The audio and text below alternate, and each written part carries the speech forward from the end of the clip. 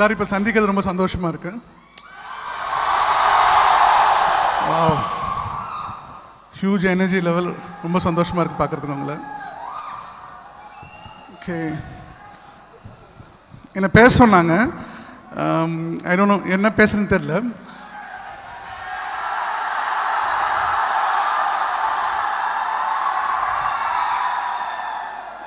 Hope என்னோட previous படங்கள் எல்லாமே உங்களுக்கு பிடிச்சிருக்கும்னு நினைக்கிறேன்.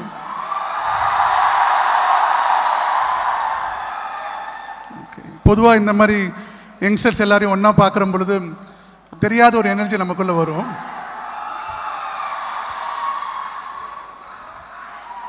என்ன சொல்கிறீங்க?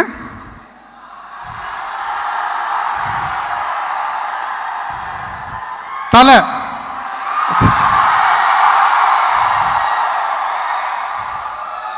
So happy. அவருடைய ஃபேன்ஸ் எல்லாம் இவ்வளோ எக்ஸைட்மெண்ட்டாக இருக்கீங்க.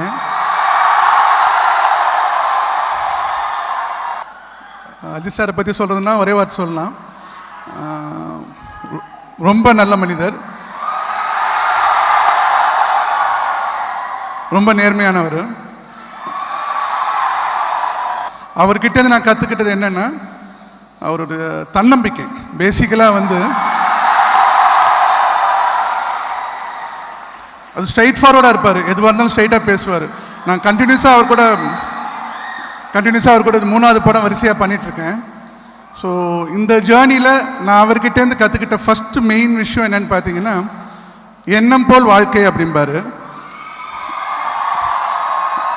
அது 200% உண்மைங்க. ஏன்னா நம்ம என்ன நினைக்கிறோமோ, நம்ம என்ன ஆகணும்னு நினைக்கிறோமோ, இல்லை நம்ம எப்படி இருக்கணும்னு நினைக்கிறோமோ, அது எல்லாத்தையுமே டிசைட் பண்ணுறது நம்மளுடைய எண்ணம் தான். நம்மளுடைய செயலை முன்னாடி கொண்டு போகிறதுக்கு மெயின் ரீசனாக இருக்கிறது அந்த எண்ணம் தான்.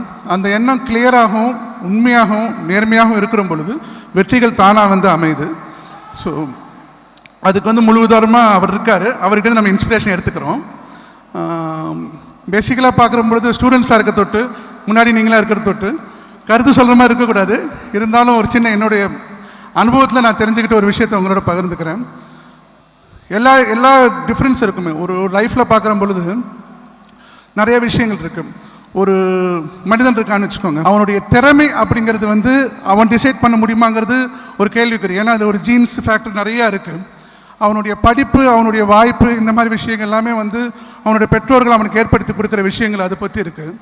ஸோ அப்போ எண்ணத்தை வச்சு அவன் டிசைட் பண்ணி லைஃப்பில் முன்னேற முடியும், அவன் கையில் என்ன இருக்குது அப்படின்னு யோசிச்சு பார்க்குற பொழுது எனக்கு என்ன தோணுச்சுன்னா, ஆட்டிடியூடுங்க. நம்மளுடைய ஆட்டிடியூட் ஒரு விஷயம். அந்த ஆட்டிடியூடை யாராலையுமே நம்ம டிஸ்டர்ப் பண்ணவே முடியாது. எவ்வளோ ஒரு சோகமான சூழ்நிலை நம்ம இருந்தாலும், நமக்கு எந்த வாய்ப்பு கிடைக்கலனாலும், இல்லை நமக்கு எந்த விதமான ஒரு திறமையே இல்லைன்னா கூட ஆட்டிடியூட் கரெக்டாக இருந்துச்சுன்னா, நம்மளுடைய கன்விக்ஷன் கரெக்டாக இருந்துச்சுன்னா, ஒரு காரியத்தை நம்ம செஞ்சு முடிக்கணுங்கிற எண்ணம் கரெக்டாக இருந்துச்சுன்னா, டெஃபினட்டாக கடவுள் வந்து நம்ம கூட நிற்பார். இதுதான் என்னுடைய லைஃப்பில் நான் ஃபாலோ பண்ணுற விஷயம். அஜித் சார்கிட்ட நான் நேராக பார்த்து தெரிஞ்சுக்கிட்ட விஷயமும் இதுதான். ஸோ எனக்கு ஒரு ஆப்பர்ச்சுனிட்டி உங்கள் எல்லாரையும் பார்க்குறதுக்கு கிடைச்ச இந்த சந்தர்ப்பத்தில் அந்த விஷயத்தை உங்களோட பகிர்ந்துக்கிறது மூலமாக எனக்கு ஒரு நிஜமாக ஒரு ரொம்ப சந்தோஷம் கிடைக்குது. வேறு என்ன சொல்கிறது? நீங்கள் ஏதாவது கேள்வி கேட்டீங்கன்னா பதில் சொல்கிறேன் நான்.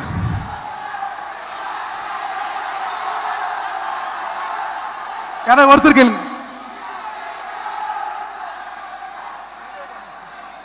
ஓகே, என்ன நெக்ஸ்ட் படத்தை பற்றி கேட்குறீங்க, விவேகம் பற்றி கேட்குறீங்க இல்லையா? ஓகே, வீரம் படம் பண்ணோம் சாரோட, அஜித் சாரோட வீரம் படம் பண்ணோம். அந்த படம் பண்ணுற பொழுது ஒரு வில்லேஜ் ஓரியன்ட் சப்ஜெக்டு, ஒரு ரூரல் பேக்ட்ராப்பில் ஒரு நல்ல விஷயம் அதில் சொன்னோம். ரத்தத்தில் ஜாதியை பார்க்காத, மொத்தத்தில் நான் உழைக்கிற ஜாதி அப்படின்னு சொல்லி அதில் வந்து சார் சொல்லியிருப்பார். ஸோ அந்த கான்செப்டில் அந்த படம் நம்ம பண்ணோம்.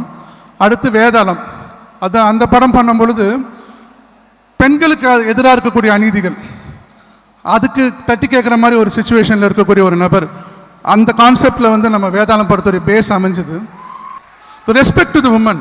ஏன்னா நான் இந்த கான்செப்ட்ஸ் எல்லாமே வந்து அஜித் சார் கிட்டேருந்து நான் திருடுவேன். எப்படின்னா நீங்கள் பார்க்கும்போது பார்த்தீங்கன்னா, நான் அவரோட பழகிற சமயத்தில் பார்த்தீங்கன்னா, ஒரு லேடிஸ் வந்தாங்கன்னா கார் கதவு திறந்து விடுவார், அவங்க ஏற்றத்துக்கு ஹெல்ப் பண்ணுவார். ஒரு பெட்டி தூக்கிட்டு வந்தால் அது அவர் போய் ஹெல்ப் பண்ணுவார்.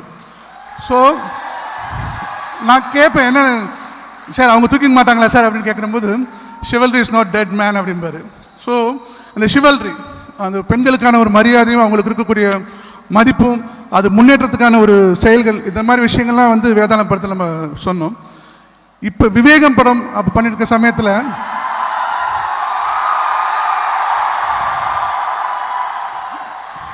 ஓகே நீங்கள் இவ்வளோ எக்ஸ்பெக்டேஷனோட இருக்கீங்க, ரொம்ப சந்தோஷமாக இருக்கு. விவேகம் படத்தை பொறுத்த வரைக்கும் பர்சவரன்ஸ், அந்த பர்சவரன்ஸுங்கிற கான்செப்ட், அதாவது விடாமுயற்சி அப்படிங்கிற அந்த கான்செப்டை பேஸ் பண்ணி தான் அந்த படத்தை நான் இது யாருக்கு இதுக்கு சொல்லலை, தான் ஃபஸ்ட் டைம் சொல்கிறோம். விடாமுயற்சி அப்படிங்கிற கான்செப்டை பேஸ் பண்ணி தான் விவேகம் அப்படிங்கிற படத்தை வந்து